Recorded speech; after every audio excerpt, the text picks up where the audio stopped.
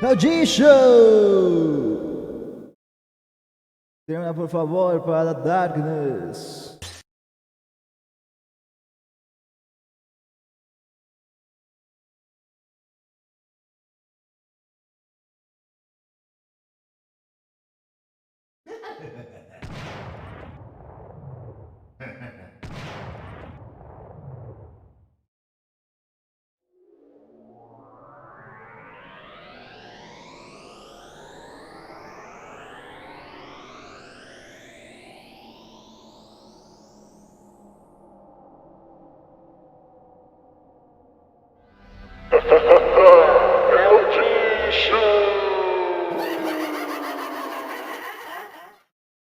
Full sangre always.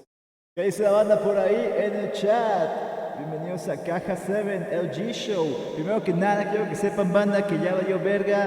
Es hora de trascender. Ya valió verga, banda. Let's rise.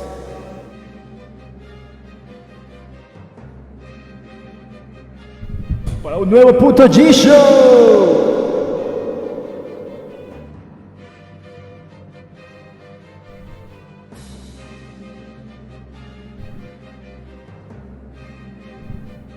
Damas y caballeros, bienvenidos todos a el G-Show.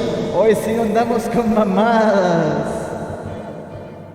Gran mamadas hoy en el G-Show. Es más, hay que subir más. Creo que ahí estamos. Ya están jalando mis cosas.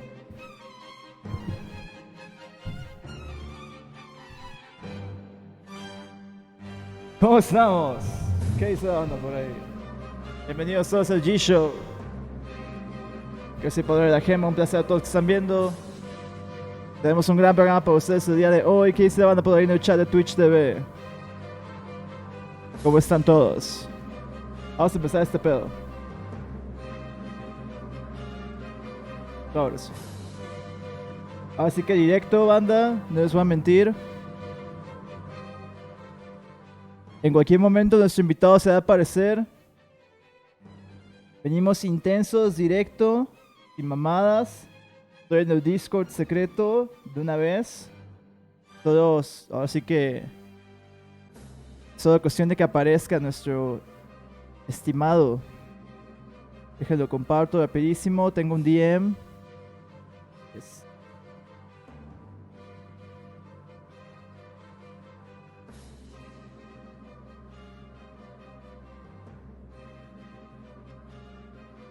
Ok, banda, ¿cómo estamos? ¿Qué cuentan? Un saludo a toda la banda, un saludo a Caja Gang, a toda la banda que tenemos por acá. Sí, sé que hay mucho interés por el episodio del día de hoy. Tenemos 9 viewers, se agradece. Yo soy Pablo, joven.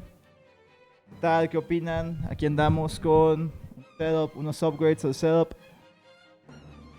Intenciando para el inicio del arco contra el racismo. Un saludo a la banda por ahí, el CEO Waffles, el Furlong, a The Tragedy, Lupus Like. Yo, yo, yo, Cameron. Can you hear me? Let me see if my audio is right. Just making sure real quick. Okay, I think my audio is good. I can hear you. Yeah, I can hear you, mate. It does like you are outputting because there's a green circle of audio around you, but I can't hear you. Try messaging me on Discord if you hear me.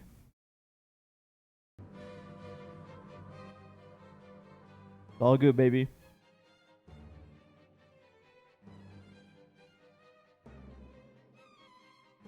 I'm gonna put you on max just in case.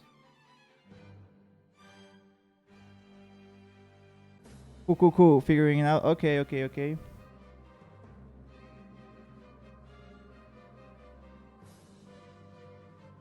Banda, nada más mientras. Okay, I'm hearing some slight buzzing, just so you know. All good. Slight buzzing, you know, like. Can you hear me? Yeah, I can hear you there. When you said, "Can you hear me?" I could hear you there. Okay, cool. Yeah. There's Coming in pretty clear. There's like a hissing noise in the background. It's bearable, but it does exist. All right. How about now? Yeah, it just stopped. It just stopped. I think you got it. Okay, cool. Cool, Okay. cool. Okay, yeah, cool, cool, If you cool. can't if you can't hear me on later on, I think I can adjust it to make it work. Don't worry, you're good. Okay, so I'm gonna put my video up just in case you can want to put up yours. If you can, that's good. Just let me know. Should be good. Okay, there it is. I can see you, yeah, and people can see you as well. Okay, I think we have it Awesome. set up. Yeah, Cameron, thank you so much. I think we're ready to roll. We're live and everything, just so you know. Awesome. Hello, viewers. Yeah. Awesome, awesome stuff. I'm gonna do an intro real quick in Spanish just so people know, but after that we can kick off the show if you want, okay? Awesome. Ok, banda, aquí ya está Cameron. Es nuestro invitado especial el día de hoy de parte del equipo de Hitbox para poder hablar de las cajas, de los controles caja. Acá en México ha habido mucha conversación, se ha hablado de eso, no solo aquí en la TAM, hay gente de todos lados que lo ha mencionado, tanto lo bueno como lo malo. Tenemos aquí al hombre caja presente de parte de Hitbox, la caja original, hay que mencionar. Y pues vamos a tener aquí para platicar un rato y obviamente también atender sus preguntas. Así que esto va a ser en inglés, pero si hay alguna pregunta o alguna traducción que quieran, me pueden decir en el chat y con mucho gusto le damos. Habiendo dicho eso, I think we're ready to roll, Cameron. Are you ready? I am ready to go. Well, just for starters, I need you to help me out with this. What's in the fucking box, man? Please. Please. What's in the box? All right. Cameron, thank you so much for being here. I really appreciate you taking the time out of your busy schedule to be here. How are you doing this fine evening, my man? I am. I'm doing great. I live in Las Vegas with the rest of the Hitbox team here, and I think it was about 107 or like 42 degrees here today. So pretty hot day. Got the AC going right now, but yeah, I'm really looking forward to this podcast. I'm really interested to see what sort of questions you ask and go over everything. Yeah, for sure. So once again, thank you for taking the time. Really looking for this as well. We set up this last week, and you know it happened because you know situations have been going on here in Mexico. You know, box players have been popping up here, and you know just the conversation around that has been happening, and people that want the box, you know, they're looking at the different versions that there are out there in the market, and also you know maybe they go to one provider and maybe the experience is different to another provider, you know, and then there's lots of different things going on there. So I just want to have you here in LG Show to talk a little bit about boxes and you know just share your perspective as much as you can, what you can and are allowed to say. On behalf of Hitbox. You know, this may not represent all the other boxes. This is just Hitbox. I just want to put that disclaimer out there. Just trying to look out for you, homie. And just in case there's any question that you would not like to answer or would like to move along, just so you know, the safe word is caja. That's box in Spanish. That's the safe word. So just say caja out loud, and we will cut the feed. You will be muted, and you know we can make sure that everything's okay, and you're not in any position to be uncomfortable. Okay? Sounds good, yeah. All right. So, having said that, I guess we can start off, Cameron.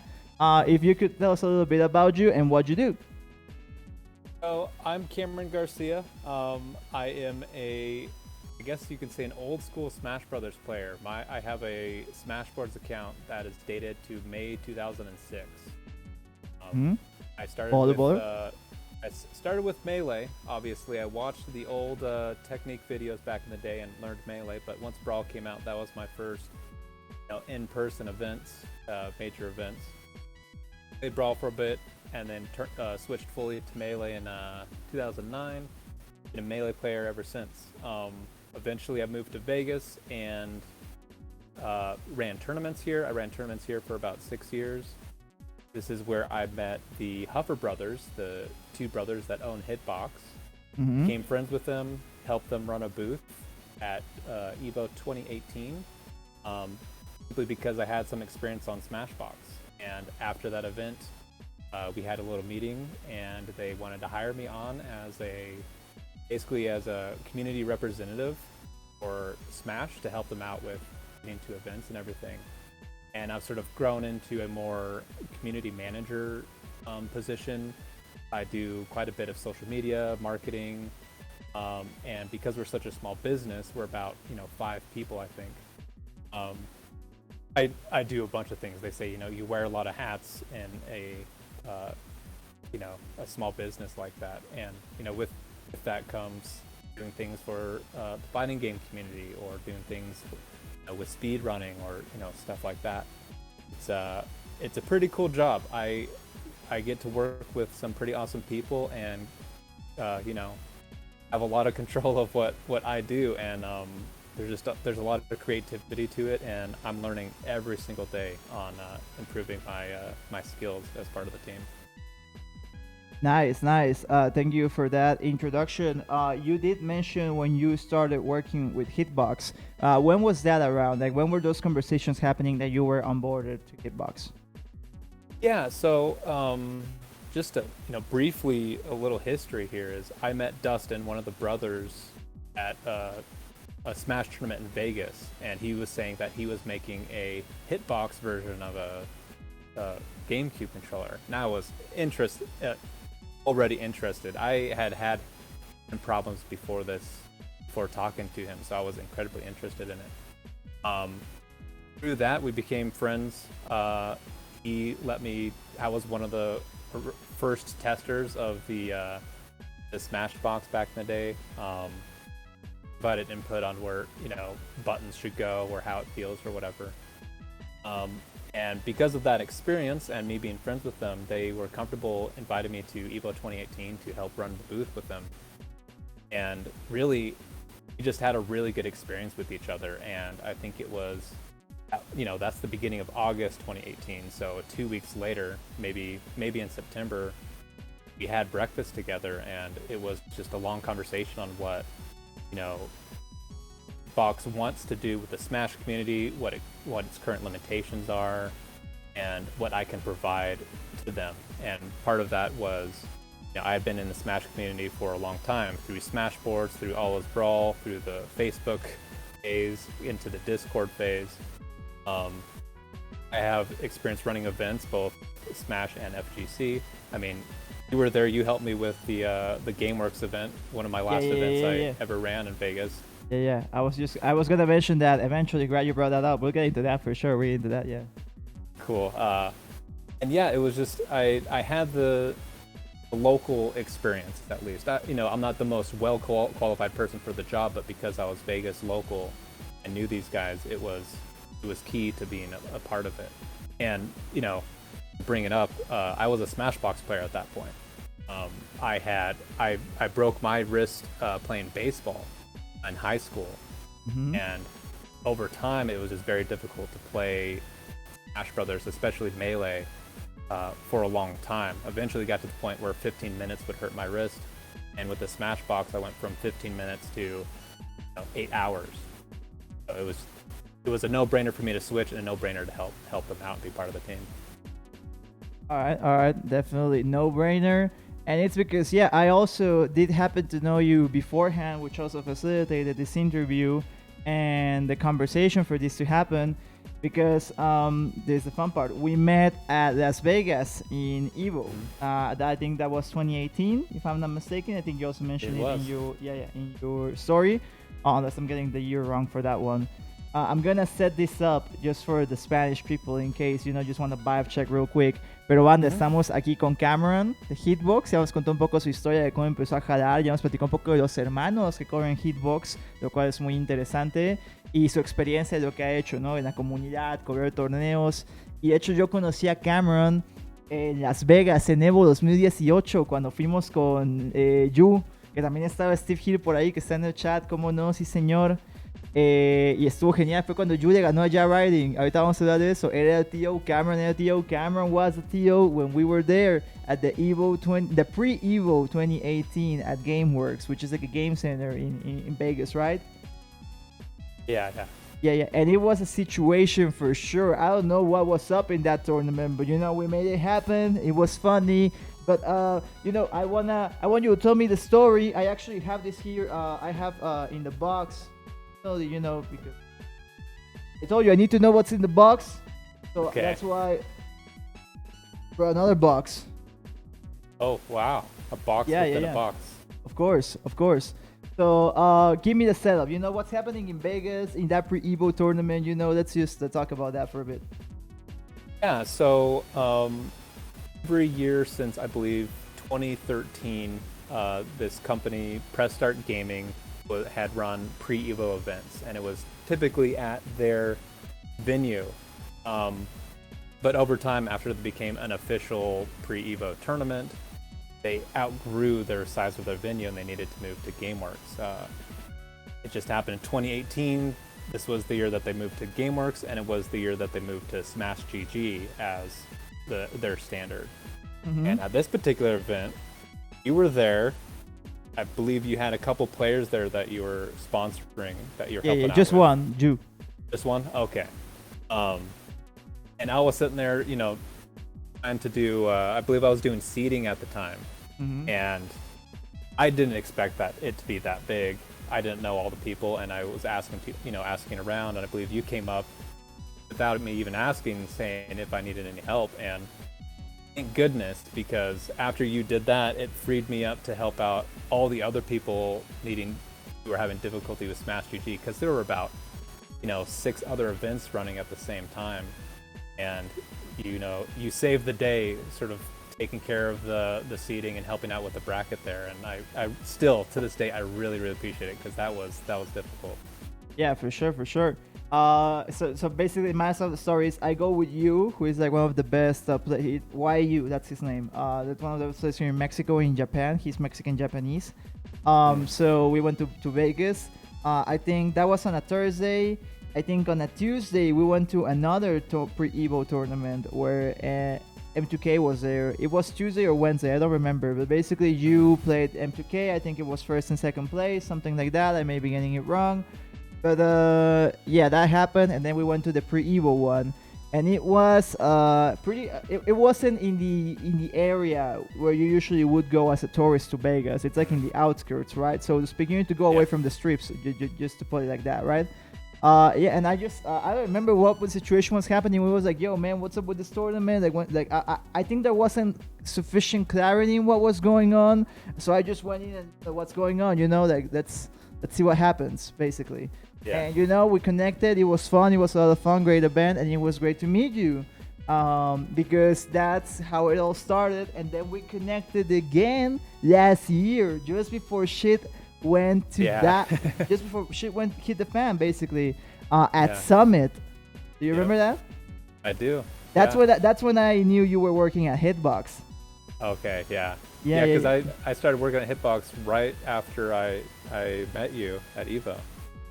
Yeah. So Evo happened, then you joined Hitbox, and then after that you started running that, right? Mm-hmm. Okay, cool. Just to set it up in Spanish for the people here. Un saludo a toda la banda, El Link, Furlong, Lupus, Steve, Life Noodles, Solwax, toda la banda, contando un poco de las historias, las anécdotas de lo que está pasando acá. Tienen preguntas, guárdenlas un poco más para el rato. Vamos a tener un Q&A al final.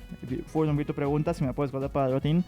Y platicando un poco de cómo nos conocimos en Vegas. Y de hecho esa fue la primera vez que nos topamos, porque después nos volvimos a topar el año pasado en Los Ángeles, en Summit, el último Summit antes de que entrara el COVID. Ahí estaba Cameron también, ya trabajando en Hitbox, y ahí estaba yo. Y vaya, ahí es como se junta esta historia y empieza la saga de las cajas, por así decirlo. Which brings me to my next question. I have my questions here in boxes, just so you know. Oh wait, actually I don't have another box in this box, but I do have a bunch of other boxes out. I'm gonna go pick some more in just... We've got boxes, don't worry. Okay. But please tell me, what were you doing at Summit? What I was doing is, so Hitbox since I think the middle of 2000. What year is it right now? 2021. Yeah, middle of 2019 we started sponsoring Beyond the Summit events. Yeah. And mostly because I love the events. Some of the decisions we follow through are things because I love something or am really interested in something. So I really liked the Beyond the Summit events. Main stage was happening in 2019, and I wanted to be a part of it. And along with those talks were talks, about helping out summits. So throughout 2019, we helped out with all the summits. And then basically part of the deal was I got to be in the room with everybody and just sort of get an idea and a feel of what's going on. And to better connect with the Beyond the Summit team. That was part of the deal that we made. And basically I was there just chilling. For most of the week, most of the summit events I've been to is I'm just working there mostly. I'm, doing my social media stuff. I'm doing any sort of like spreadsheet work that I usually do, or, Google Drive document work. I was just chilling. I was just taking in the event and, doing some work and talking with some friends. And crazily enough, you weren't there for most of the time. I think you were only there for the last day. Yeah, I was only there the last day. I don't have that much clout as you, Cameron. Well, I have these people to help me out. Yeah, for sure. Yeah. What were you there for? Okay. I guess I actually did a whole podcast episode about how it happened because I was on stream and everyone in Mexico flipped out. But basically, the TLDR is same thing as you. Just chilling. I literally just flew out to just chill and be there because let me see how much I can tell about this. So I basically got the connect to go there. I couldn't push it as much. I could have gone more days, but I didn't want to, bug it. So I just went one day, final day, partaking, the closing of the event. So I went there for that one day. I know Summit people as well, so I connected with some of them and, talked about, just different things because, yes, you may well know us already. Beyond the Summit also does some stuff, all over the globe, also does some stuff in Latam, also has considered other stuff like broadcasting in Spanish and stuff like that. So like Big House, the last Big House that happened, IRL, the one that Mango won when he beat Sam, which was epic, that had a Beyond the Summit, the Spanish cast, so that was pretty sick. So yeah, just let's say I got the connect. I went there one day just to chill. I literally flew out from Mexico City to LA just to go to the last summit day. I had an event actually the very same day I flew out. I flew out on Saturday, and I had I was working an event on the morning. I flew out from the event to the airport to LA, and then just crashed and woke up the next day to go to Summit. And it was a very dope event, very dope experience for sure. That's super awesome. And just a note, I took a trip to Mexico City in May of 2019, and it is by far the best trip I've ever gone on. I love the city. Yeah. Mexico City is great. We need you guys. When you guys have the Hitbox stand here in Smash Factor or whatever, you need to come down here. Absolutely. Yeah, we're gonna make it happen. Because that the only box brand right now that's sponsoring these events is Hitbox, right? So it's like if we were to have a Smash Factor, I guess it's like a box controller sponsor, it would be Hitbox because it's the one that's doing it. Yeah, that's one way to put it. Yeah, that's a huge thing we do take pride in. Like, part of it is obviously it's a smart choice to advertise, but the other part is we're not people who went to school to make controllers or anything. We're not engineers, by trade. We're fighting game community members first, and our huge thing is we want to make sure that these events can keep going. If you can tell now, it's us and one other person for the Smash Summits, which means that there's not very many sponsors trying to hop into this stuff, and it's important for me to ensure that we keep helping out these events so they can run smoothly and keep going. For sure. For a long time, these tournament organizers weren't making money, and that's fine. But we don't want them to lose so much money that the event stops. That's what I'm going to say about that. Right. I think that's sufficient. Let me take a break in Spanish real quick for the homies out there. Un saludo a la banda. Nada más para que sepan, sí, estamos hablando de Summit. Cameron estuvo en Summit por el conecte de Hitbox. Yo estuve en Summit porque soy una verga. Y si quieren saber más, ahí acabo de poner en YouTube. Si quieren ver la historia completa, la tenemos en otro episodio de G-Show con Marquito. Creo que vamos a volver a ver esa historia otra vez. Creo que se puede meter más sazón. En fin. So I guess on the topic of Summit, you mentioned this already, Cameron, but can you talk a little bit more about how that sponsorship happens? Like, you know, how the collaboration between Hitbox and Beyond the Summit occurs? Because, and let me say this in Spanish, la única marca de cajas que patrocina Beyond the Summit es Hitbox. La única. El original. ¿Cómo no, señor? So tell me about that, please, Cameron. It's. Are you familiar with the movie Jerry Maguire? I should, but it doesn't come to mind at the moment. Okay. Basically, there's not much to really. Oh, yeah, I know that thing. I know. Yeah, Steve, CC, show me the money, CC. Yeah. Yeah. So they call me Jerry Maguire at Hitbox because I will email and call whoever needs to be emailed or called to get something done. And when it came to Beyond the Summit, I honestly forget now to this day how it happened, but how did it happen? I think it might have been through Genesis, Genesis 2019. Because we sponsored that event, and I knew Beyond the Summit had produced it. It made sense to me that, okay, if I love the Genesis brand and they're willing to work with Beyond the Summit, and I know the Genesis people, I can get a connection there. And so it was really just calling. I emailed Sheridan or somebody, I can't remember, but it ended up being very cold. An email. I got a call with I think it was David from on the Summit, and we talked for about 30 minutes or so, and right away it was like, yeah, I want to work with these people. And and honestly, saying that we'll give you guys money to sponsor the event, we can have some advertising, is a pretty good foot in the door. And yeah, it was really straightforward. There's no special story there. All right. But I like it because it's similar to some of the stuff that we have to do over here. The hustle, the cold emails. Just trying to pitch stuff and just trying to get the bag. That's how it goes. That's how it goes.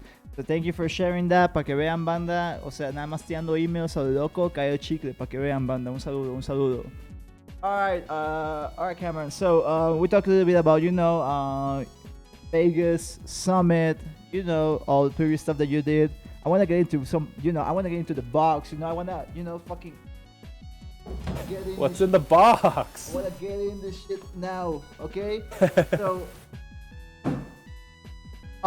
first off, I just want you to give me, your sales pitch when you go sell hitboxes. I don't know how you do it. I don't know if you do that, but I just want you to get, from starters. Talk to me about, your product over here that you offer to all the fine young video gamers out there, the Smashbox, or, just hitbox controllers in general. Yeah.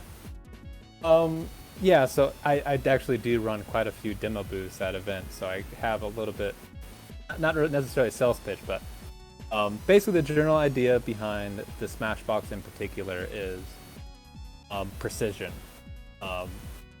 If the buttons you get on typical game pads, like a GameCube controller, they're not incredibly sensitive. They are durable, which is great, but they're not incredibly sensitive. And that's part of it, is you get the arcade style controllers. We have the Sanwas. And on top of that, with directional buttons, not an analog stick, you can be more precise and accurate with your inputs. That's the basic premise of it all. Beyond that, there's ergonomic issues that that can be brought up too. Like I said earlier, I had a broken wrist. I've been living with that injury since I was 18 or whatever. It made it very difficult for me to play Melee, to the point where I stopped playing Captain Falcon, my character, and started playing Jigglypuff, so I can continue to compete and not have the same actions per minute. It saved my wrist, allowed me to play, and obviously it's a flat piece of metal, right? It's going to have its own ergonomic limitations still, but specifically the things that happen in Melee, it reduces and mitigates greatly. Beyond that, with the Smashbox, you have the designer software, which allows you to customize your buttons, so you can basically put whatever layout you want on your controller. And with the adapter and its compatibility, basically you can play pretty much any game that is, GameCube generation or younger, or I guess older, right? And so, for example, I play Rocket League on my Smashbox. I've played Mario Kart. Mario Maker is really fun on Smashbox. I play so many things, and it's, for me, that's the biggest selling point regarding Smashbox compared to Hitbox, for example. Hitbox is very specifically made for fighting games. Smashbox can, play Melee really well, play Smash Ultimate really well, Rivals of Aether, Rocket League, F-Zero GX. We have plenty of people in our Discord who are learning that game to speedrun. We have Hollow Knight. We have Hollow Knight speedrunners. Actually, I think just today, one of those speedrunners broke the world record in 2 categories. So.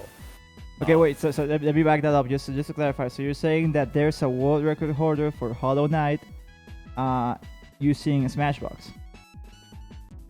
As far as I know, this was about a month ago. They were still using their Smashbox. They were in our Discord. Okay. I'll believe you. Don't worry. You go off, King. Go off. I'm hyping up your product. Tell me what other box has world records. God damn it. and that, this is just the beginning too. We just recently launched the cross-up, and having 3 products at once with a team of 5 people is very difficult to balance the marketing aspects of it. But there's so much potential left in the Smashbox that we want to deal with, and that's sort of my focus going forward in 2021 and going into 2022 is, now that we're more established with these 3 products, is sort of doing what I'm good at, which is understanding the Smashbox, understanding Smash, and explaining to people, what are the great things you can do with those. Awesome. So,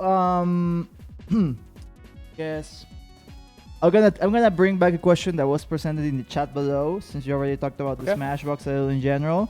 And just very simple question. I see the Smashbox right now, but I want to know, why is there no reverse box, like like a left-handed layout? Oh, okay. That's a really good question, and it's a pretty simple one.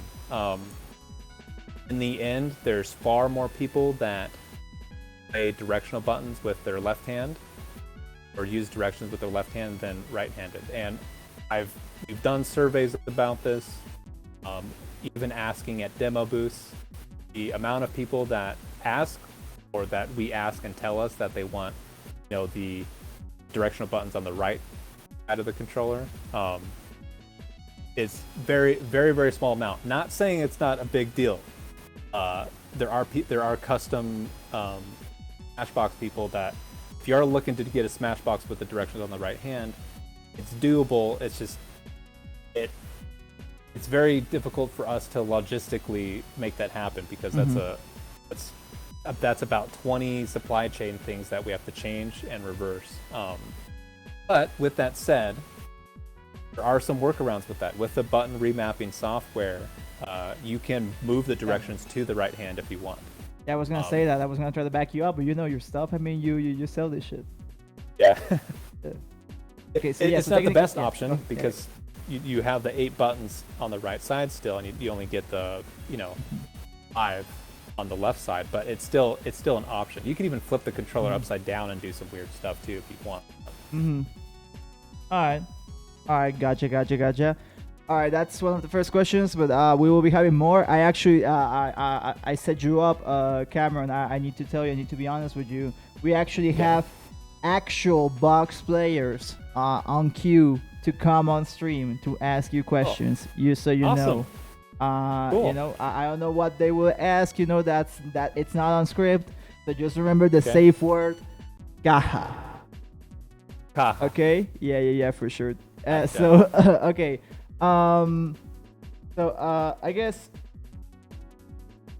I'm gonna ask one thing straight away, because this is the main thing why we wanted to go into talking about boxes and why I wanted to come with Hitbox, not only because I know you're homie, but also because, you know, I don't see the same, what I see at this website that we're showing on the screen, I don't see the same type of website, you know, for other box providers. So it inspires me more confidence in that if I buy a box, I may not have to wait 6 months to a whole year just to get my box.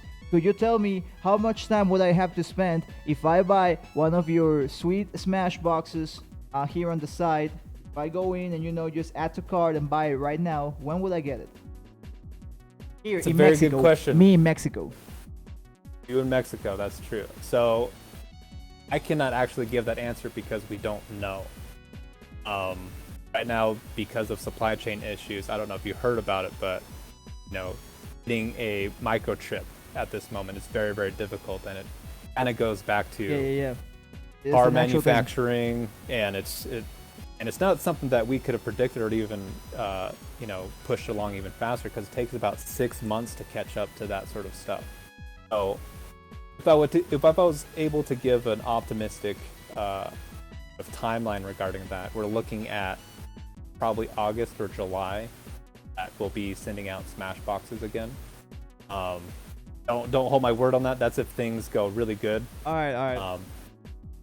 Yeah. Things go really well. Okay. Yeah. And yeah, that's legit. There is actually a legit supply shortage of microchips, so that's a good thing to fall back on. But you know, let's do a hypothetical case. You know, if you will indulge me, you know, let's say that your optimistic case that you just mentioned happens, you know, and you guys start sending out Smash boxes in August or whatever. Is that when I will get it, or is that when you were sending it out, and then I have to wait some more time for me to get it?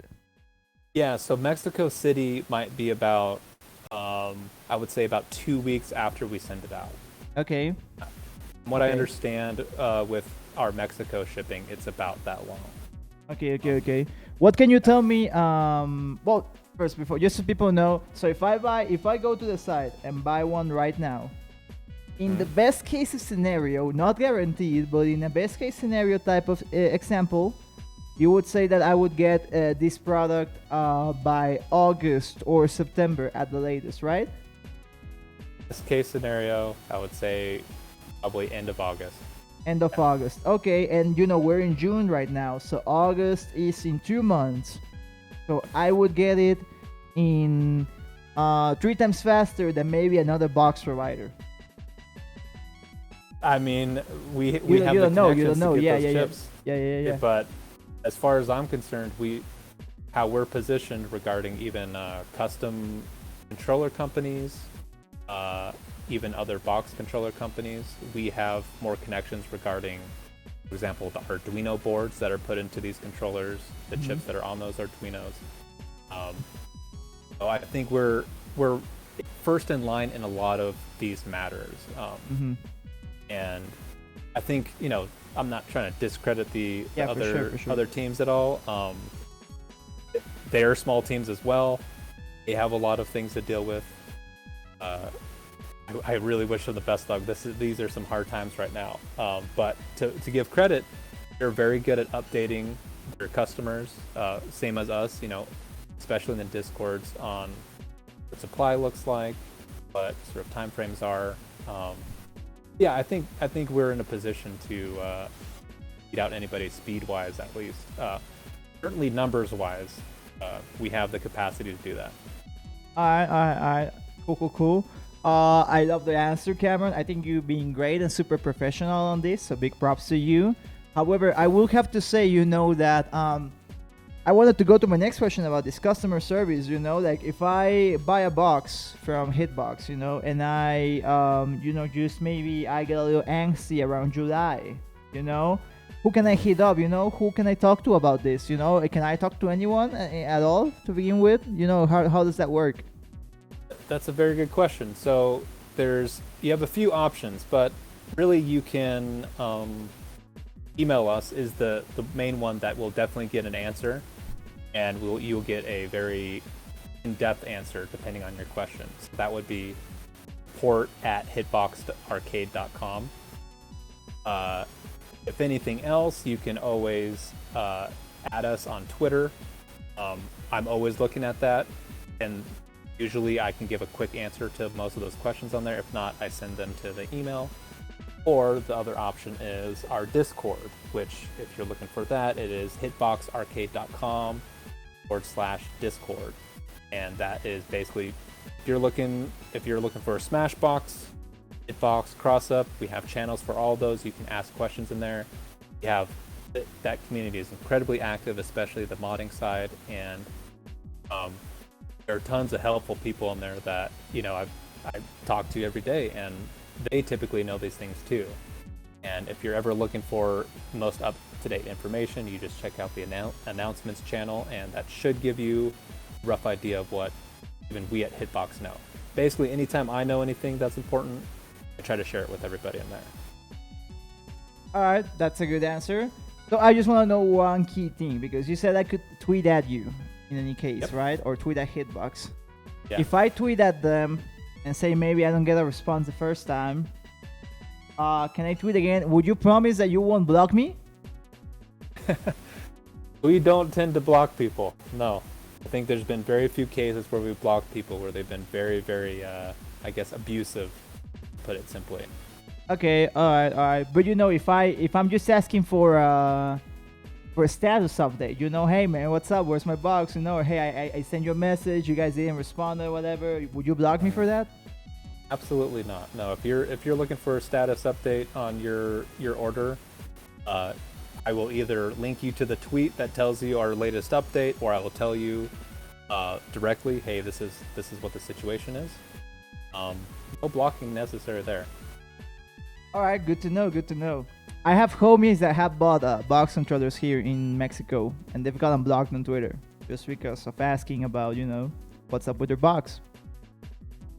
You've been blocked on Twitter. So I really just wanted to know if that would happen with Hitbox. Thank you for clarifying. Thank you very much. Okay, yeah. Hitbox, the original one. I'm just trying to gas you up your brand, Please let me know if it makes you uncomfortable. But Can I hop in here real quick? Please Say something. Yeah. So, like I said, I'm community manager. That's my technical title with Hitbox. My biggest focus when it comes to all this stuff is, at least my motto is 90% of customer service is listening, and I am a huge advocate of responding, even if it's like a bad idea. I will thank people for responding, even especially if it's they have a bad day and they don't give the best response. And you can see this in our Discord too. I can't tell you that every single person in our Discord is going to be like me, but I can guarantee you that if I'm responding, my main goal is to ensure that community and Hitbox itself are I guess welcoming is the big thing. I don't want to shove people away in any way. And if for example, if you're waiting for an order that you thought was going to come in 2 months and it's been 4 months, you have a right to be anxious and frustrated and angry. That's partly on us to get that done. So if you're feeling that way, that's perfectly fine. I'm going to try to be gracious as possible and try to inform you. And that's just how I like to use social media in our Discord. Yeah, great stuff, man. As I said before, Cameron, you're being great at this. Super professional responses. I love it, man. So much for being here once again. I'm gonna start opening the floor for questions from the chat. Bandas tienen preguntas y comentarios ahora. También quiero convocar a los jugadores de CAJA a que se manifiesten en el Discord. Ya, o sea, de una vez, adelante, por favor. I'm just summoning the box players to appear from the shadows. And just get ready for the questions, right? But before that, I have one question as they roll in, and we have more questions. Banda, por favor, adelante con sus preguntas. Tell me a little bit about, your user base in Latin America. Is there anything you can comment on that? You guys get a lot of orders from here? Any country in particular, maybe? Or, what can you speak about, Hitbox in LATAM? That is, that's data that I'm like the only one really looking at regards to Hitbox. I would say right now, as far as Latin America goes, I think Brazil is huge for us. at least as far as interest is concerned. As we know, our distribution isn't the best when it comes to Central or South America. Yeah. It's difficult for a small business like us, but it's Brazil is huge. Obviously, esports in general, Brazil is pretty big, so that makes a lot of sense. Brazil. And then I would say, what else is there? Chile is actually pretty strong too. Surprisingly, to me, surprisingly, I don't know the demographics very well down there. Peru is pretty strong. They have a pretty strong Tekken community, so they're really interested in the hitbox. And beyond that, obviously Mexico has a strong connection with the United States here and the FGC and everything. So you get plenty of interest there. It's just our biggest hurdle is making sure that you guys aren't paying way too much for a controller that will improve your play or make sure that you can keep your hands healthy or something. Cool. I've got 2 questions here in the chat. First, from Furlong. What about modifications to the box? Like, having I want to put a pretty image up there in the panel. Or maybe I want to change up the buttons, Is that possible with the box? Can you tell me about that? Absolutely, yeah. So we recently, you've been able to mod the Smashbox since day one, but we recently changed a little bit to make it a lot easier. It's basically a Phillips screwdriver. You take out the bottom and you can snap out, disconnect the wires from the buttons pretty easily, snap out the buttons. You can mod those buttons that way. And then with that same process, we provide a clear acrylic top, the Smashbox, or we offer the clear acrylic top. And what you can do is we have a art template you can use, Photoshop it, put whatever art you want on there, print it out, and then put it underneath that clear acrylic, and you have your whatever favorite superhero or anime character on there. Cool. Nice. So it is possible to modify the Smashbox. And just there, I caught myself because I was going to say the box again, and I was going to ask you, does it bother you if I say the box? I know that there's another box out there that's called literally like that, so... It's... In this particular situation, because it regards Hitbox, it can refer to either Hitbox or Smashbox. So that's really the only situation that I would say that to be clear in. Yeah. Besides that, when Smash players say box controllers, I have no problem with that. That makes sense. Yeah. Just want to make sure the nomenclature is correct, and we make sure people are addressed by the way they want to be addressed, Yeah. Gotta be inclusive up in here. So if anything, we do like the term all button controllers. It helps out with any controller modders. Helps out with controllers that have like WAS style, like a keyboard or anything like that. Yeah. If you're including even more genres, all button controller or all button arcade controller is interesting. I wasn't aware of that wording, so good to know. We have another question over here in the chat about all button controllers. So for international shipping, is there any premium shipping options? Getting shipped by our local postal service is a 50-50. It will arrive or get lost. He's talking about Correos de Mexico. So that's a Mexican post service. Is there any other premium options for that? We are actually currently working on that. That is part of our issues with distribution. We don't have any...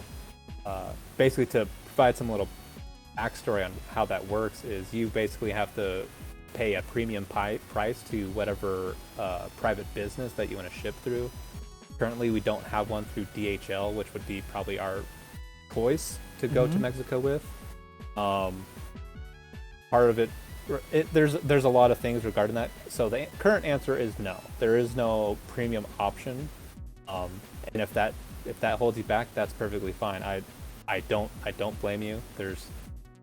Don't trust our postal service here half the time as well. I don't blame you, but we are working on it. It's part of our overall goal to improve our distribution within Asia, Europe, and just in general, like especially Canada and Mexico right now.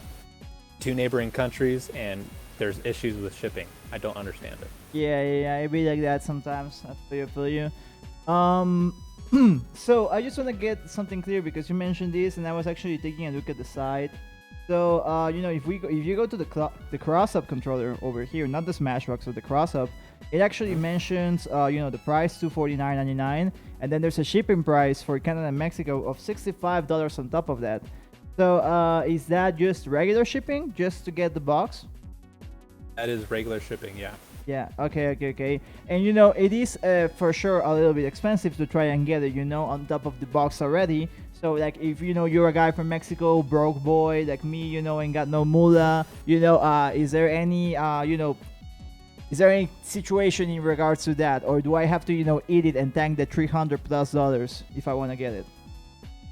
I hate to give this answer, but it is eat it currently, and currently I'm thankful you bring this up, and I'm glad I'm able to reach out to everybody in the chat and that are going to watch this. I am in current conversations with people within Mexico to figure out the solution to this. Yeah, nice.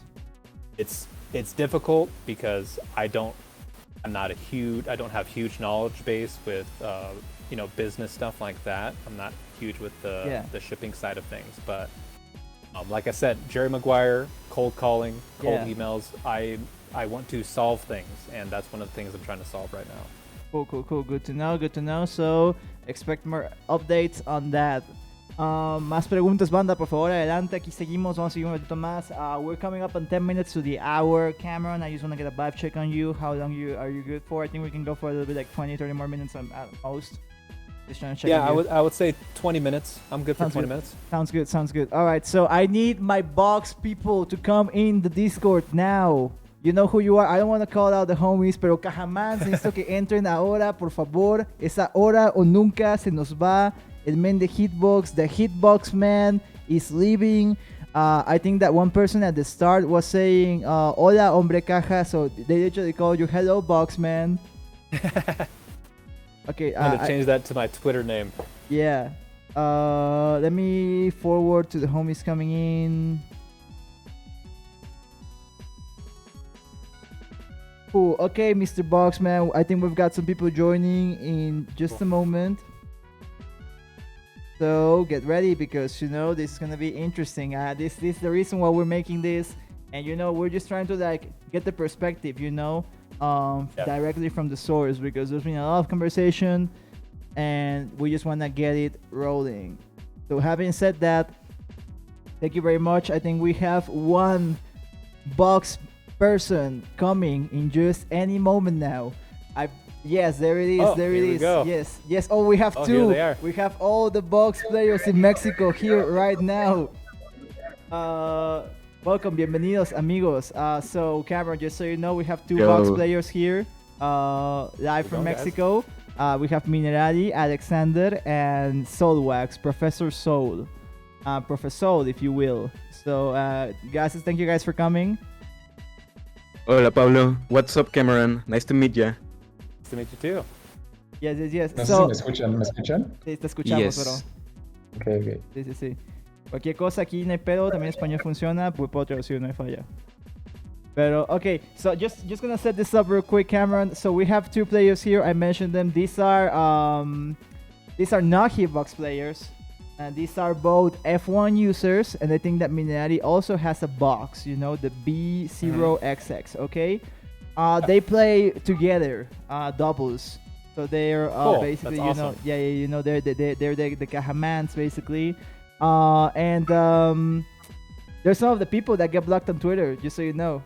And they are here because I just wanted to give them the opportunity, being the resident box players here in Mexico, to if there's any questions for you, by all means. And if you have questions for them, maybe that would also be interesting. But just you guys go off, King. Well, I want to start off with a question. Who blocked you two on Twitter? So it's a funny story. I have a Frame 1 that is like the new box type controller that just came out. There's the creator of the Frame 1 is called Greg Turbo, and my Frame 1 controller came in April, and it had some issues with some buttons. Like sometimes the inputs just didn't just didn't work. So I sent him some messages on Discord. I added him on the server, like on the support channel.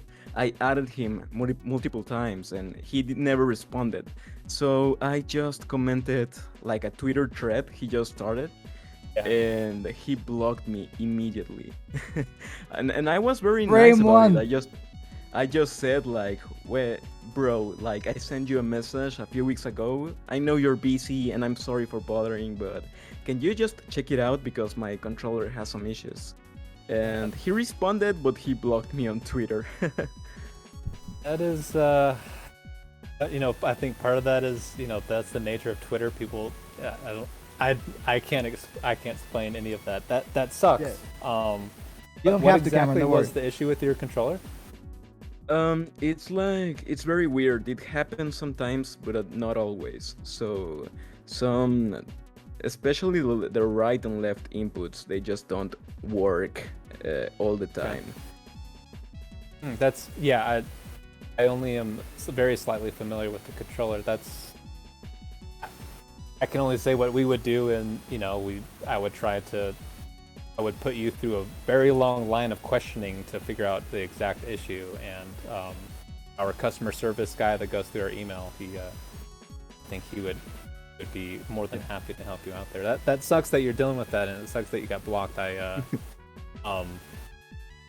You haven't been able to fix it at all? You haven't found any other Frame 1 users that have had similar issues or anything? I opened my controller and I've been cleaning it because the Frame 1 is kind of different to the box and to the Smashbox because the buttons are different. So there's big gaps, like you can almost move the buttons. They are not sandwas, they are like very...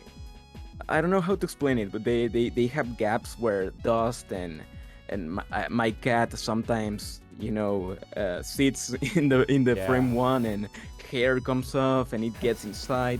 So I just opened it up and cleaned it a bit, and it seems like it fixed some of the issues, but still there's like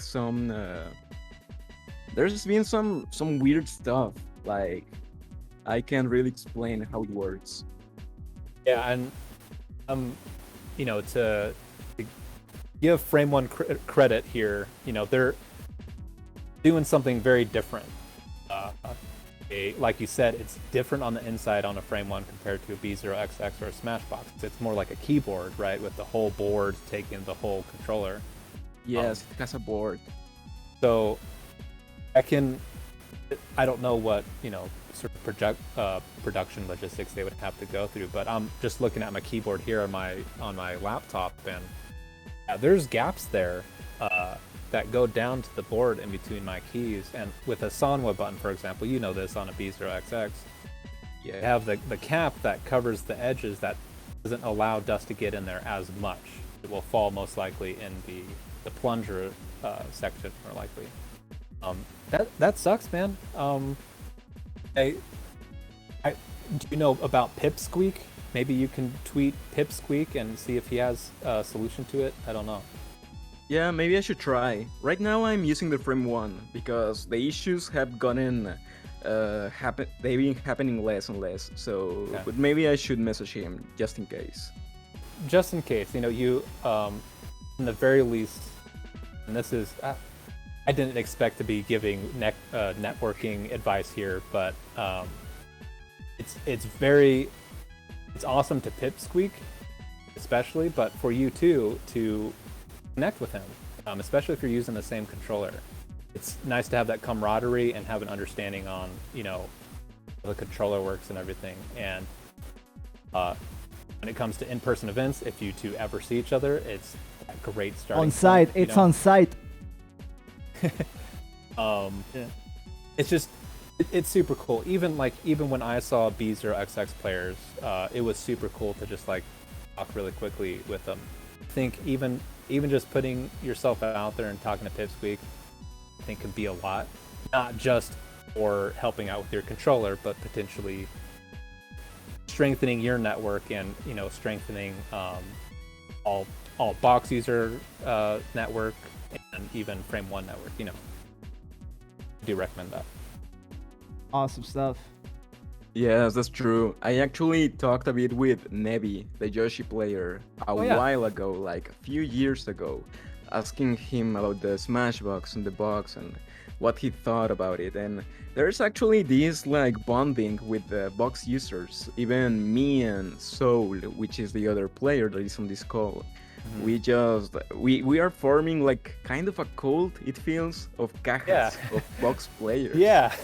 Especially because we are really like a minority in, well, obviously everywhere, but in Mexico it's really rare to find players that play with a box style controller. But slowly we're growing, and it feels like this camaraderie, like you say. I think that's super important. And some of my favorite experiences at tournaments now have been with my Smashbox using friends here in Vegas. We've traveled to Genesis together, traveled around, and they're some of my favorite friends I have, and they just happen to be people that play on Smashbox. So yeah, I can totally understand that. You'd love to see it. We do have the homie Soul over here. Soul, do you have a question for Cameron? Maybe I have just one question regarding marketing. And it's because, I went to Genesis 7 in January with a friend from here, from Mexico. And I remember seeing the booth for Smashbox. And I know that Smashbox is the original box type controller. But even knowing that, when I bought mine, which is a frame one, how can I say this? Smashbox was not an option because I didn't see much information about this type of controller on the internet. For example, with Box, you have Hacks with results, top 8 in Genesis, and he's a top player. And with Frame 1, you have Leffen using it on his stream. But with Smashbox, I didn't feel safe, to put it away, because I didn't know any top player using this controller besides Gravy, which I know. Yeah. So the question is happened basically? What's going on there? Yeah, because I entered to the website and I know that you have different type of controllers. One being the Smashbox, obviously, and the other ones for fighting games. But I think it was that I didn't see anyone using at a top level the Smashbox. So yeah, I would say, that's just my. I think that's incredibly fair. That's accurate. The last real top player we had was Gravy, and to put I'm going to put a little bit of lightness on this for Hitbox's sake. Gravy was a top 50 player with a Smashbox years before Hacks was, and they started at the same time. The issue that came there is, obviously, Gravy is not. How do I say this respectfully? He's a great guy. He just gets into a lot of arguments online, and because of that, it sort of made it difficult for him to deal with people who were on the other side at the time, who were verbally abusive to him in person or online, and that kind of pushed him away from wanting to compete. That's not the only reason. He fell in love, he got married, he didn't want to do any of this Smash Brothers stuff anymore. That's just some bad luck on our end as far as having a player. After that, I'm sure you're aware of, at least that there was drama regarding Smashbox and, the main competitor at the beginning. And that was a huge driving force in basically Hitbox getting hate or people going to the other side. And especially, for example, if you have a top player and they're saying, here, on this controller, that's a lot easier to do. When we lost our person, not only did we lose the person to say that to other people, we lost the ability to basically prevent other top players from converting to the other stuff, which is a huge snowball effect, and it makes it more difficult over the long run. That's sort of the foundation to answering what you're talking about here. In the long run, it's just this situation you're talking about is more of a cultural one regarding the Melee community. When it comes to Smashbox, when it comes to Ultimate, for example, I can't name anybody that plays at the top level on any of these controllers, but I do know that we have, I don't know if you're well aware of Ultimate or anything, but Captain L, he was a top 50 player for Smash 4. He plays on Smashbox. We've had people who break pools at CEO, Big House, in both Melee and Ultimate. There's plenty of good players out there. It's just, it partly is, Melee is a really difficult game, and Smashbox at this point, I've had my Smashbox for 4 years, and I was one of the first people to have one to own. It's been really like 3 years of competitive growth with the controller to people to that point. Squeak is one of those early converters that made his own version of it, and really started doing well. Yeah, I agree. That's a tough thing, and you know what? I'm glad I think you took a reasonable stance on, well, if there's nobody playing on a top level of Smashbox, if there are people with Frame 1 and B0XX, then I'm going to choose one of those. I think that's completely reasonable, and every day I'm looking ways to improve our situation regarding that, and luckily enough, Frame 1 and B0XX are helping sort of the whole landscape of what box controllers look like.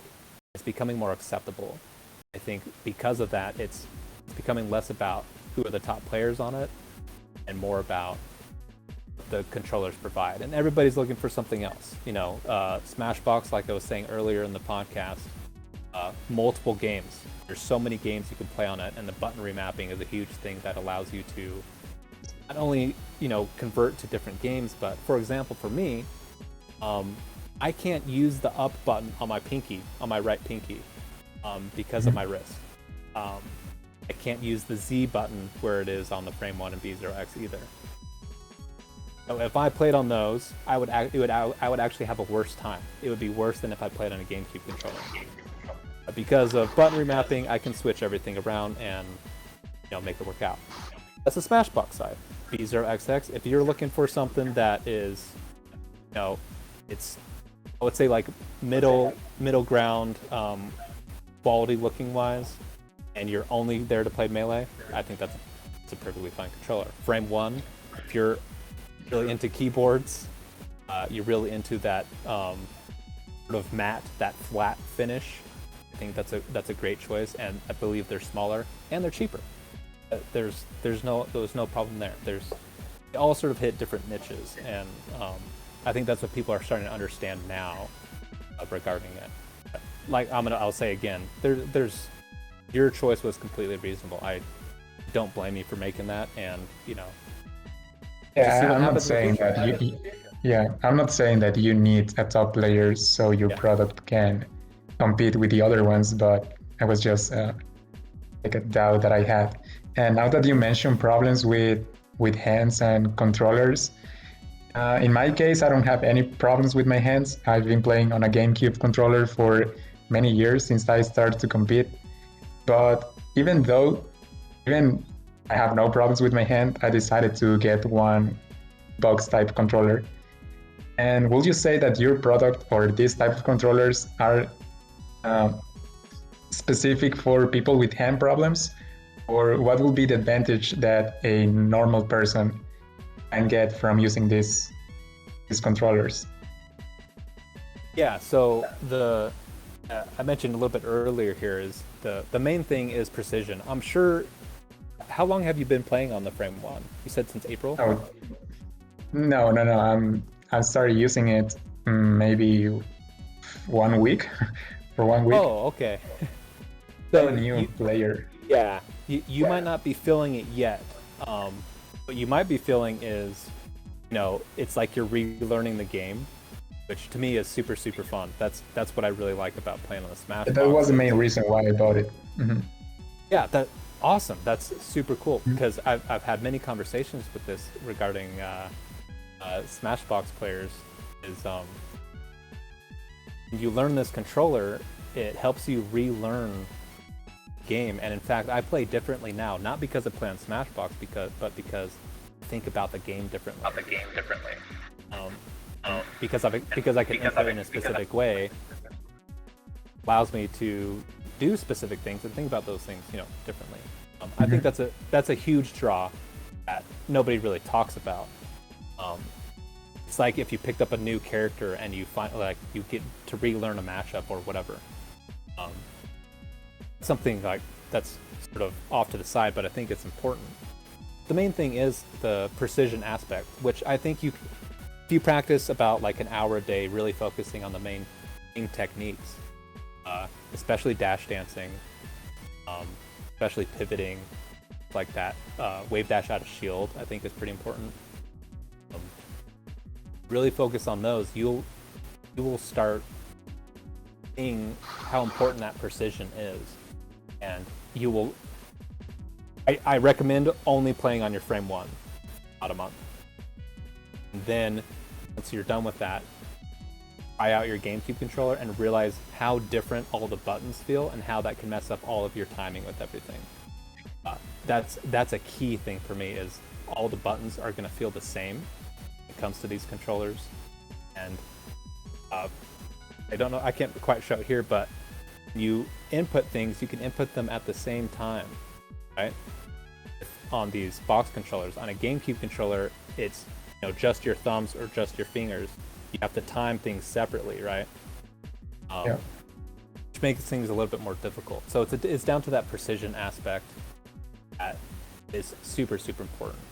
Now, whether or not a precision makes you that much better, I think there's a little bit for argument there. I don't think if you learn a box controller, you automatically jump up a tier in skill.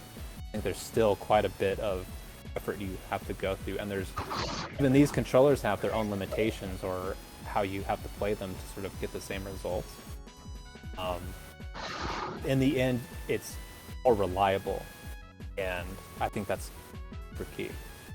So that's two things. The third would be was it like $150 for your frame 1? American dollars, right?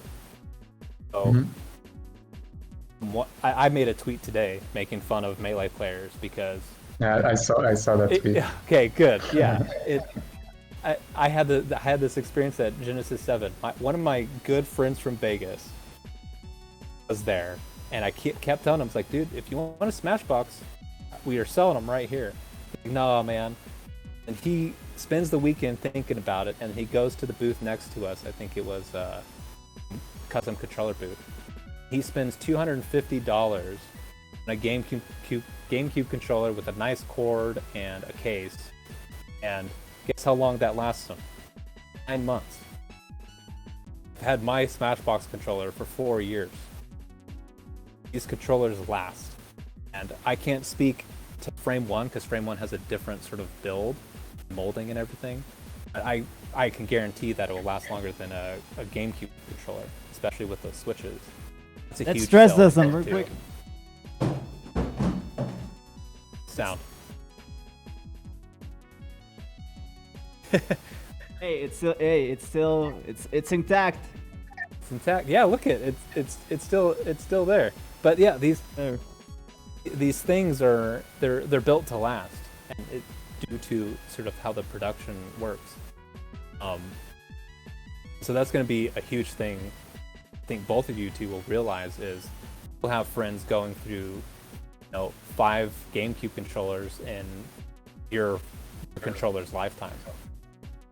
Yeah, it's pretty funny, and it's pretty accurate how people, at least here in Mexico, they use GameCube controllers. And even me, I used GameCube controllers for a long time. And it's funny to me how you have to notch a GameCube controller have you had to add this snapback capacitor, and all these things that become expensive at the end. And we have the solution in front of us. We have the solution to buy a box, and it's going to last us way longer. I mean, not a box, a box type controller. You can't blame people. They get used to their things, and they see the larger price point, and there's the cost of the risk. You have to learn a whole new thing. That's the risk part.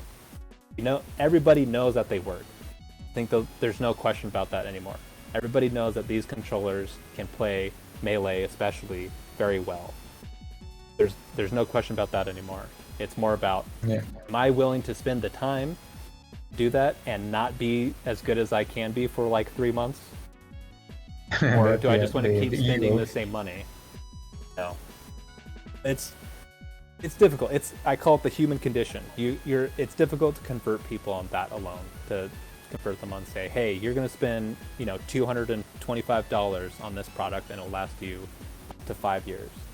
Or you can spend $180 on this GameCube controller that you're going to need to replace because it's obsolete now in 9 months. No more conch. Just one box. More conch.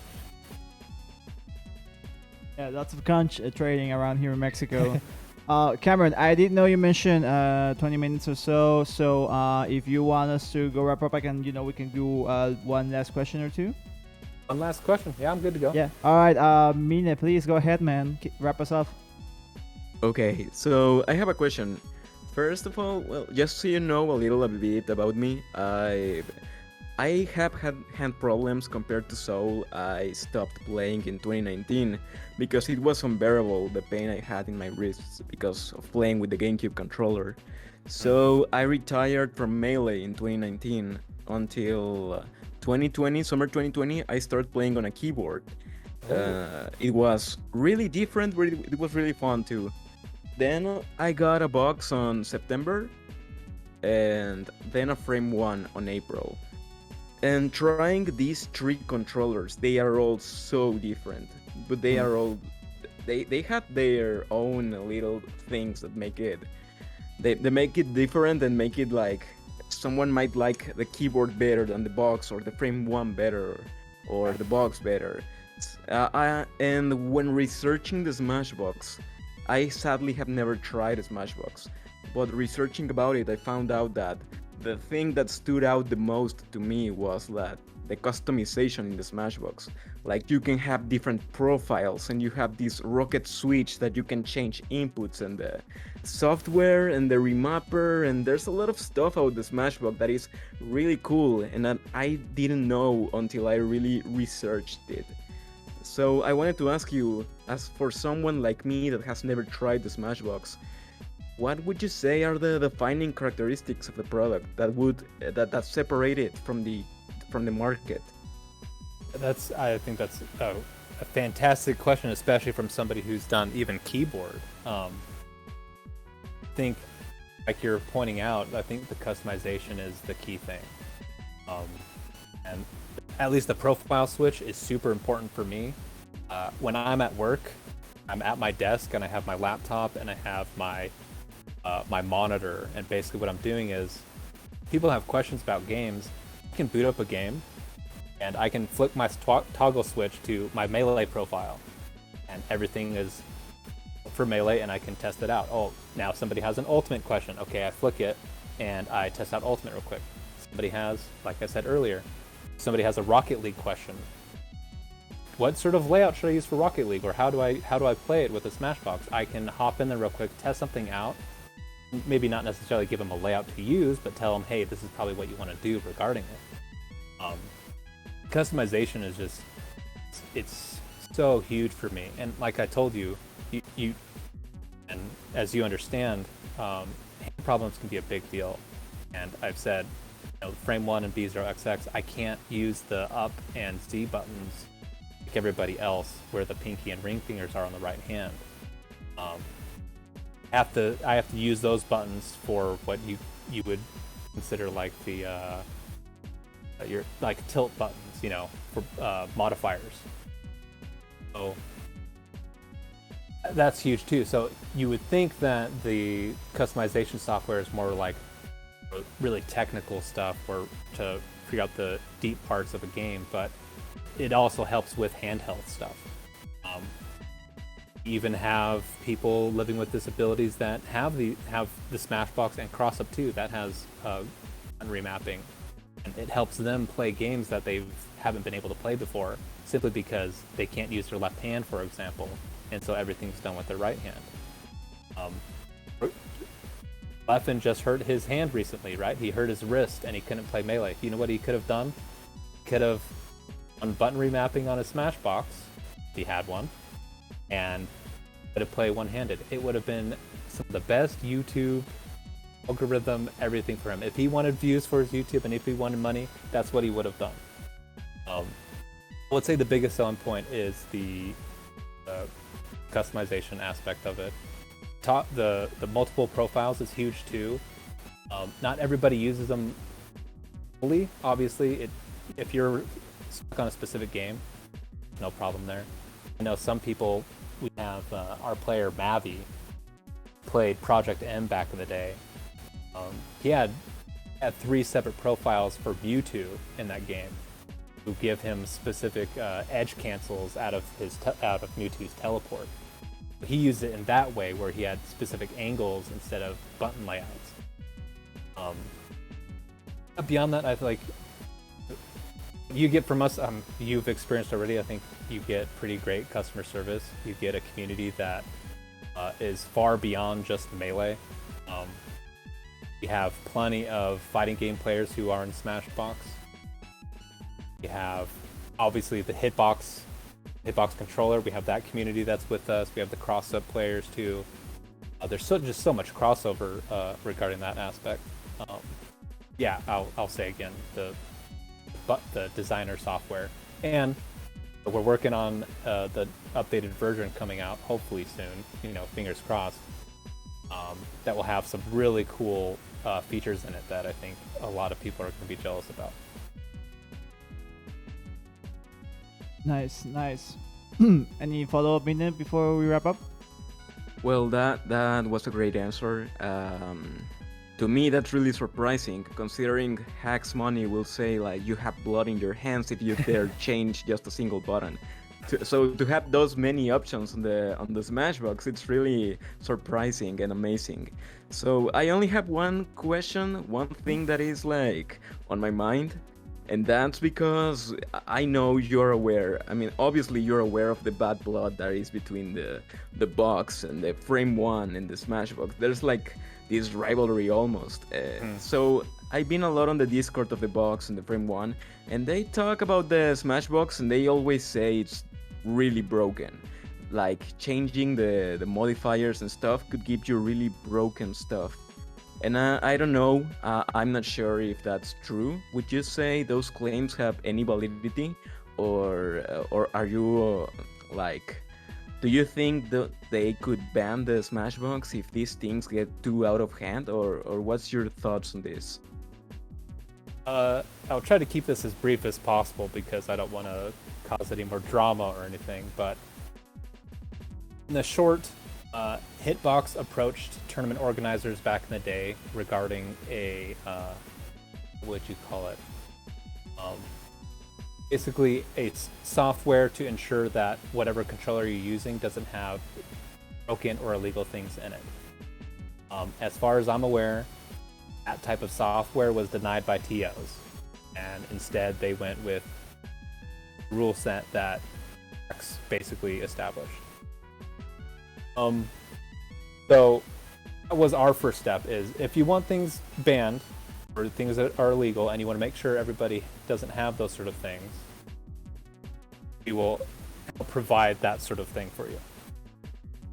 Regarding if things are broken or not, most of the broken things that a Smashbox user could do would be, I guess, Ice Climber's desyncs, which have to like really nitpick on your values and everything to find.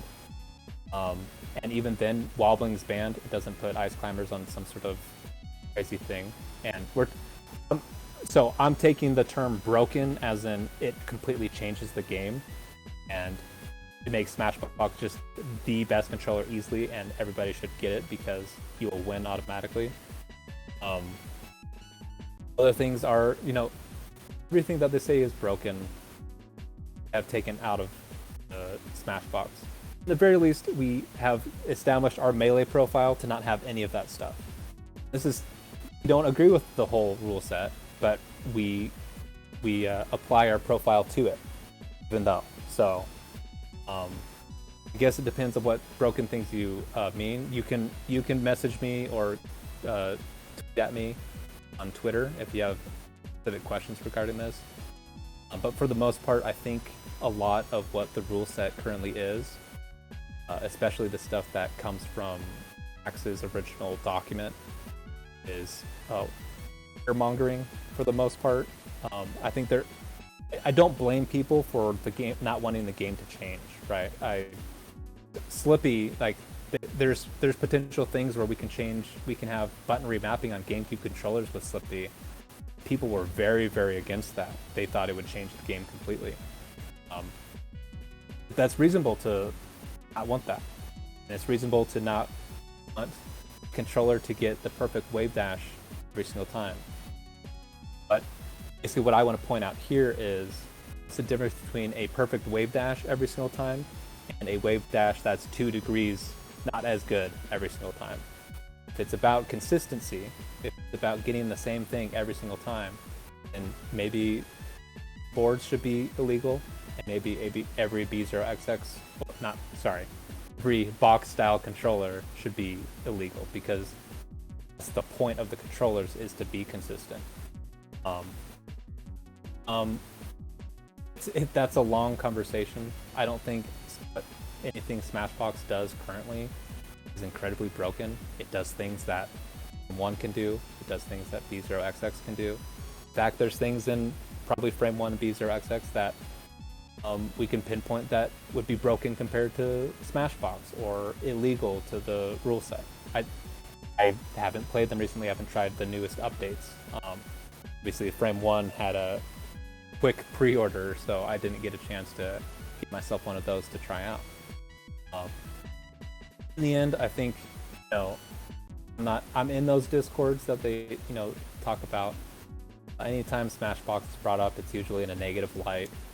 I'm not going to say that isn't the case in Hitbox Discord. We get a lot of, whenever those users come into our Discord, it's usually for hate purposes, so we have a tendency not to, like those users when they come in there because of that. But there's no hate. I don't know if you know Gallon the Wise. He's one of my favorite people. He plays on B0XX. He comes to the Hitbox booth all the time. Yeah, I watch Gallon's streams sometimes. Awesome, dude. He is such a great dude. He started off with Smashbox and he converted to B0XX. I have nothing against him. I'm bringing this up again. I think it's coming down to it's a culture thing, and it's really comes down to how in depth do we want to really talk about a controller rule set and what it means, and make sure it's framed in a way where it doesn't limit people. Obviously, we understand now that people with injuries can play more with these controllers. That's what I'm gonna say regarding that. Great answer, man. All right. I know we're over time, Cameron, so I guess we can go ahead and wrap this up, man. But I want to thank you for your time. I know that we can stay here a lot, especially when these great questions by the box players over here. How can we support you, man? Where can we reach out to you, all that kind of stuff? You've been great. Thank you for coming here, and just so people can find you and know more about this. Yeah, you guys can find me on Twitter at Hitbox Cameron. Sometimes I post some stupid stuff on there. I make silly memes. A lot of the time I will post stuff about fighting games, Smash. It's my business account, but I like to use it to sort of connect with people and everything. That's the biggest place you can find me. If not, if you guys are interested, go to the Hitbox Discord, hitboxarcade.com/discord, and you will find an awesome community there. Yeah, this was fantastic. I was not expecting to have M1 users here ask me questions. I thought they were really good questions too. I think really hitting to the nitty gritty of what it means to play on a box style controller. And I think you did some great responses. Like I said, as always, very professional throughout. And I thank you. We didn't use the safe word at any moment, which big ups. Thank you so much for coming around for the ride. And Hitbox has a great person in you, man. Please keep being the excellent gentleman that you are. And we're out here. Feel free to reach out anytime. We look forward to having you here in Mexico with the Hitbox booth. Oh, that would be super awesome. I will hit you up, and I really appreciate the compliments. Thank you so much, man. Thanks for your time, man. All right, we'll let you go, Cameron. Thank you. Okay, see you guys. Have a good night. Later, man. Thank you, Cameron. See ya. Cámara. Adiós. Cámara. Ahí está. Minari, Soul. ¿Están satisfechos? ¿Qué onda? Bien, sí. De hecho, o sea, yo tenía algo de miedo con la Smashbox, por eso mismo, de que en los Discords de la Frame 1 y de la Box, mucha gente dice eso, de que está rotaza la Smashbox y es ilegal eso y cosas así que me daba curiosidad saber si era realidad eso, pero es bueno saber que tienen medidas puestas para evitar todas esas cosas. Profesor, yo empecé a hablar y dije, ala, ya se está escuchando mal el mensaje porque, o sea, lo que yo quise decir, bueno, lo que dije fue que Frame 1 tiene a Leffen jugándola en stream. Bueno, la Box todos la conocen por hacks, pero Smashbox, que es la original, no tiene como que un representante dentro de la comunidad de Melee. Yo creo que él como... ¿Qué posición tiene él? ¿De marketing? Ajá. Pues debería tener como que fichar a un personaje, un jugador de nivel bueno para que los represente, creo yo. Entonces esa era como mi duda, si no se sentía que estaba haciendo, pues, ya sabes, las sombras por esa razón. Tal vez podría fichar al Minre. Dicen que es agente libre ahorita. Iba a decir, o sea, ese puede ser tú, Soul, o ustedes, los Chakis. Los Chiakis, Smashbox, los Chiakis, imagínate. Los Chakis. Güey, no mames, ¿cuánto tiempo? Mamá del pinche River, qué pendejo. Bueno, miren, a ver, qué bueno que están aquí, Mine, Soul. Ahora yo les puedo decir, me encantaría que siguiéramos platicando acá, pero también les puedo decir que les parece que hagamos un G-Show con los Chiakis. No sé, later, o sea, después, ¿no? Para no quitarles más tiempo. Claro, yo estoy puesto para un show aquí con mi team, el Soul. Yo también jalo. Sí. Va, pues, o sea, lo hacemos, no sé, próximas semanas y yo les escribo y lo armamos, ¿va? Va. Me late. Y, o sea, bueno, quédense aquí tantito porque daba unas últimas cosas a comentar. Nos esperamos el próximo jueves, acá, misma hora como siempre. No, 10 p.m. va a ser. El jueves 10 p.m. vamos a hablar de el torneo de Maruchan con Furdon, que está por ahí en el chat, para que sepan. Se viene maníaco el torneo de Maruchan.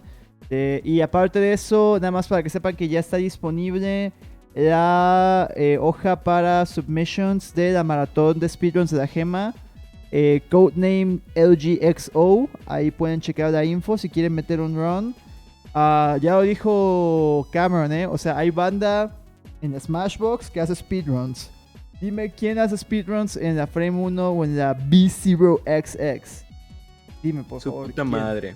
Así que vaya, o sea, si quieren ser los primeros, aquí tienen el chance, amigos de caja, nada más para que sepan.